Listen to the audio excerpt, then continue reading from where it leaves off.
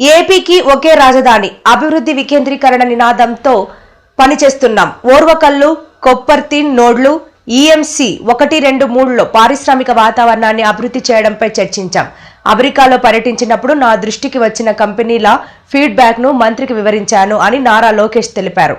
మీరు అన్నట్లు data theft అవుతుంది అనేది ప్రధానంగా వినిపిస్తుంది. నేను ఛాలెంజ్ చేస్తున్నాను, వైకాపా నాయకులు నేను ఛాలెంజ్ చేస్తున్నాను. ఎక్కడ కానీ డేటా థెఫ్ట్ అని నిరూపిస్తే నేనే స్వయంగా వాళ్ళకి 10 కోట్ల రూపాయలు నేను కానుకని ఇస్తా. ప్రభుత్వం కాదు, స్వయంగా నేనే చెక్ ఇస్తా.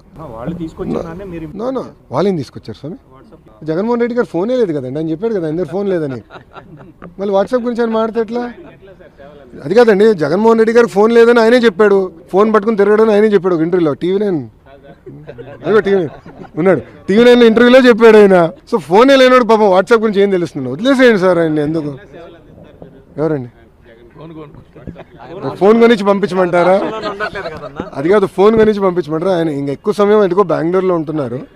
అక్కడ పెట్టుకో మేము సర్వీసెస్ అందజేయాలి. 14-19లో మీ గవర్నమెంట్ ఉన్నప్పుడే డేటా థెఫ్ట్ జరిగింది, హైదరాబాద్ కేంద్రంగా అనేక చేశారు అని చెప్పేసి వాళ్ళే ఆరోపించారు. ఇప్పుడు మళ్ళీ సేమ్ అదే ఆరోపణలతో. అవునండి, మళ్ళీ అధికారంలో ఉన్న 5 సంవత్సరాలు ఎందుకు నిరూపించలేకపోయారు? అధికారంలో వాళ్ళు ఉండే పనికిమాల కేసులను పెట్టారు. చంద్రబాబు నాయుడు గారిని 53 రోజులు జ్యుడిషియల్ రిమాండ్కి దొంగ కేసు మీద పంపించారు. మళ్ళీ డేటా థెఫ్ట్ గా ఆనాడు నేను ఐటీ శాఖ మంత్రిగా చేస్తుంటే నిరూపించి ఉండాలి కదా. ఊరుకున్నాడా?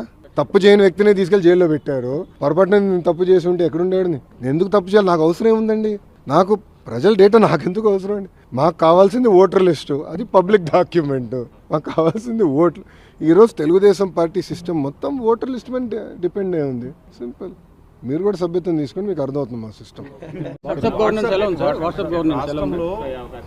దావోస్కి వచ్చేగల మీరు చూస్తే చాలా స్పష్టంగా మేము చెప్పింది అక్కడ, Andhra Pradesh is back, we are ready to do business. ఎందుకంటే గత 5 సంవత్సరాలు ప్రభుత్వం అనేక కంపెనీలు తరిమేసింది రాష్ట్రం నుంచి. వాళ్ళకి ముందర మనం కాన్ఫిడెన్స్ ఇవ్వాలండి. మీరు చూస్తే 7 నెలల్లో అనేక పరిశ్రమలు మేము తీసుకొచ్చాం. ఆర్సిలర్ మిత్తల్ కానీ, ఎన్టీపీసీ గ్రీన్ కానీ, రెన్యూబుల్ ఎనర్జీ కానీ, ఎల్జీ ఎలక్ట్రానిక్స్ కానీ, ఇప్పుడు కాగ్నిజెంట్ కూడా త్వరలో అనౌన్స్మెంట్ చేస్తాం. కలిసికట్టుగా ఇట్లా అనేక పరిశ్రమలను గ్రౌండ్ చేస్తున్నాం. సో డావోస్ చాలా స్పష్టంగా we are ready to do business, Andhra Pradesh is back అని చాలా క్లియర్గా మేము చెప్తాం జరిగింది. సో దాంట్లో భాగంగా మేము అనేక డిస్కషన్స్ చేసాం. వచ్చే 12 నెలల్లో మీరు చూస్తారు కదా, ఒక్కొక్కటి సీట్ చేసుకుంటాం, మేము వెళ్తాం. వాట్సాప్ గవర్నెన్స్కి వచ్చేగల గౌరవ మంత్రి గారు అద్భుతమైన సూచన ఇచ్చారు. మీరు రాయల్టీ కలెక్ట్ చేయాలి అందరి దగ్గర నుంచి, వాట్సాప్ నుంచి కూడా అని మంత్రి గారు చాలా నవత సలహాలు ఇచ్చారు. ఎందుకు చెప్తున్నానంటే, మీరు ఇప్పటికీ అనేక ట్రాన్సాక్షన్స్ జరుగుతున్నాయి, మేము కూడా నేర్చుకుంటున్నాం దానిపైన. ఎక్కడైతే ట్రాన్సాక్షన్స్ ఫెయిల్ అవుతున్నాయో, ఎందుకైనాయి, ఎక్కడ డేటాలో గ్యాప్ ఉందనేది మేము పరిశీలిస్తున్నాం. ఆ డేటా లేక్ని పకడ్బందీగా చేస్తే రియల్ టైమ్ సర్వీసెస్ అందించడానికి అవకాశం ఉంటుంది. గౌరవ మంత్రి గారు కూడా కేవలం వాట్సాపే కాదు, ఇతర ప్లాట్ఫామ్స్ పైన కూడా ఇవన్నీ తీసుకురండి. అంతేకాకుండా కేంద్ర ప్రభుత్వం డిజి లాకర్ అని పెట్టింది. డిజి లాకర్ కి అన్ని సర్టిఫికేట్స్ మీరు అప్లోడ్ చేస్తే బాగుంటుందని మంత్రి గారు సూచించారు.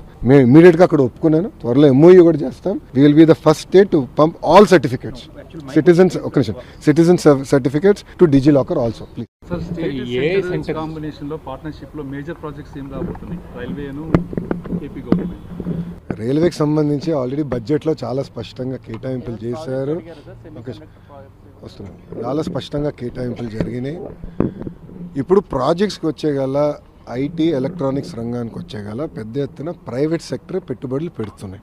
అవన్నీ ఆంధ్ర రాష్ట్రానికి తీసుకురావాలంటే ఎలాంటి వాతావరణం ఏర్పాటు చేయాలి, అదేవిధంగా కేంద్ర ప్రభుత్వంలో కొన్ని చట్టాలని సవరణ చేయాలని నేను కోరాను. ఇప్పుడు డేటా సిటీ వచ్చేగల ప్రపంచవ్యాప్తంగా ప్రతి సంవత్సరం $300 బిలియన్ ఇన్వెస్ట్ చేస్తున్నారు ఈ సెక్టర్లో. భారతదేశానికి దాంట్లో $100 బిలియన్ తీసుకొచ్చే శక్తి మనకుంది. 100 బిలియన్. దాంట్లో ఆఫ్కోర్స్ నా స్వార్థం ఉంటుంది, ఆంధ్ర రాష్ట్రానికి ఎక్కువ శాతం రావాలని స్వార్థం అయితే నాకు ఉంటుంది. కానీ దేశానికి 100 బిలియన్ తీసుకురావాలంటే ఎలాంటి సవరణలు చేయాలనే దానిపైన నేను గౌరవ మంత్రి గారికి నేను సూచించాను. ఆయన సలహాలు కూడా తీసుకున్నాను. నేను అడిగిన దానిపైన చాలా ఓపెన్గా అందరు మంత్రులు కూడా ఉన్నప్పుడు చాలా మంచిగా డిబేట్ చేశాం. ఏం చేస్తే బాగుంటుందని కూడా ఆయన కూడా సలహాలు ఇచ్చారు. తిరిగి వెళ్ళిన తర్వాత కొన్ని కంకరెంట్ సబ్జెక్ట్స్ కొన్ని మార్పులు చేర్పులు స్పీడ్ ఆఫ్ డూయింగ్ బిజినెస్ చేసేదానికి ఆయన కూడా సలహాలు ఇస్తాం జరిగింది. ఓర్వకల్లో జపాన్ సెమీకండక్టర్ యూనిట్ పెడతారు అని ఒక వార్తలు వచ్చేసరి నాకన్నా ఫాస్ట్గా మీకే వస్తున్నాయి.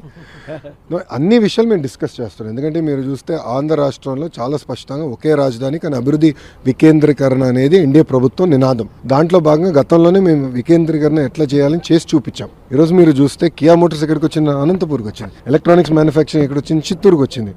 ఆర్సిలర్ మిత్తల్ ఇప్పుడు ఎక్కడికి వస్తుంది? ఉత్తరాంధ్రకు వస్తుంది.